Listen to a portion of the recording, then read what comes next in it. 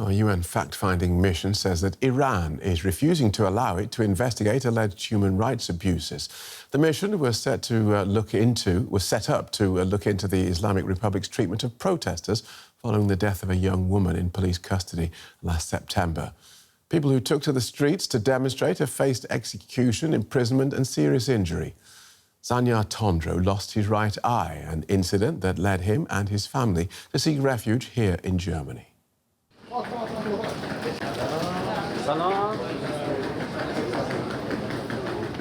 Arrival in Munich. For Zanyar Tondro, this marks the end of a long and dangerous journey from Iran. I am relieved. We suffered a lot on our way here. We were stuck in a refugee camp and at sea. The 18-year-old and his family entered Germany on a 2-year humanitarian visa with the help of an activist group called Munich Circle. Zanyar was shot in the face during an anti-government protest and will undergo surgery here to save his eyesight. This is his story.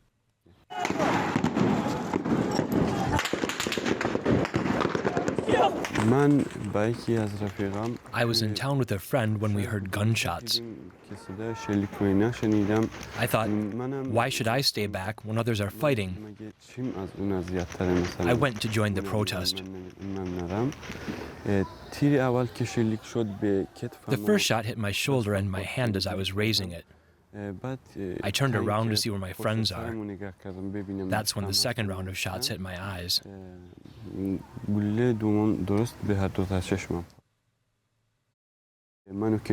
Then they came and pulled me into a car.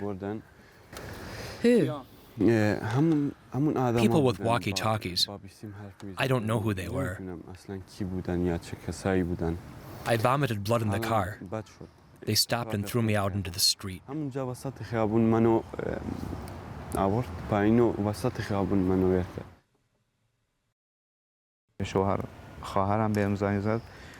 My brother-in-law phoned me and told me that Zanyar was hurt. I said, just tell me.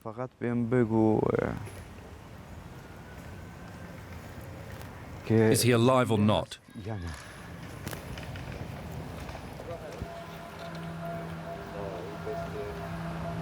His worry didn't stop there. His 13-year-old daughter also took part in anti-regime protests.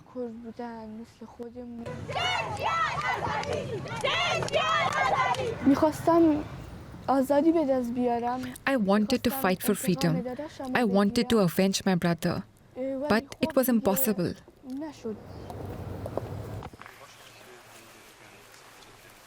For now, they're safe in Germany.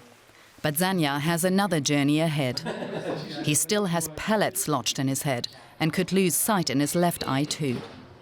An Iranian-born doctor wants to prevent that. His eye has managed to heal by itself a little. We are working out a treatment and surgery plan. It'll be the first step towards healing. In hindsight, was it all worth it? In my opinion, yes. But I hope that all our blood was not spilled for nothing. What do you hope for? To one day see a free and flourishing Iran with the eye that I have. And that report was a co-production between DW Persian and DW News. Yalda Zarbakhch is head of DW's Persian service, so welcome, Yalda. The young man we just saw in the report, he's just one of scores of people blinded by Iranian security forces during the recent protests. Tell us more. Yes, that's correct, exactly. Zanyar is one example of so many young people who have been kind of blinded or at least lost sight due to so-called bird shots. They were taking part at protests and security forces shooting at them, and many have eye injuries or have gone to hospitals to be treated. The thing is that now we know that reports say it might be about 1,000 of cases, and Islamic Republic does everything to prevent these cases from becoming public. But people like Zanyar, for them it's very crucial to show their protests going on. And we've spoken to many others also, especially young women also being targeted a lot in their face, in their eyes, but also in their breasts and genitals. So this is a very systematic way to intimidate the protesters and to silence them. But not only the protesters, also the medicals. For instance, many doctors are afraid or scared to treat the wounded because they have to fear reprisals or arrests. And so many treat them in, secretly, kind of. And we know also that there has been a lot of surveillance by Iran's security forces and intelligence in hospitals. So when victims like Zanyar speak out, then they are risking a lot, but it's so important that they do. It is indeed. There are two sides to this. On the one hand, it is very risky and dangerous for the victims to speak out. On the other hand, it is crucial because this is a form of evidence about the human rights violations and the crackdown on protesters taking place in Iran. For instance, Zanyar Tondro, when we reached out to him at first, when he was in Turkey, he wanted to speak out, but he was afraid because, as we know, Iran's intelligence is very active in Turkey. So Iranians who left the country and are right now in Turkey are not safe there as well. But at the same time, we have seen many, many young Iranians in Iran who took to social media, who showed their blinded eyes as a form of protest. One of them, or the pioneer, was a 21-year-old law student, Yalda Zarbakhch, who was not even taking part in protest. She was on her way home when she was shot. And she used this as a way to say that you might be able to blind us, but not to stop us from fighting for freedom. And with her, there has, a huge, maybe more than 50 young people taking to the social media channels and showing their faces and their injuries.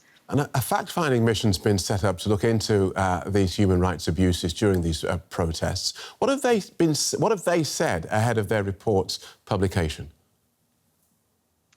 The fact-finding mission, who had heard the first oral update on their findings today at the Human Rights Council, actually they made it very clear that they're very concerned about the deteriorating human rights situation in Iran.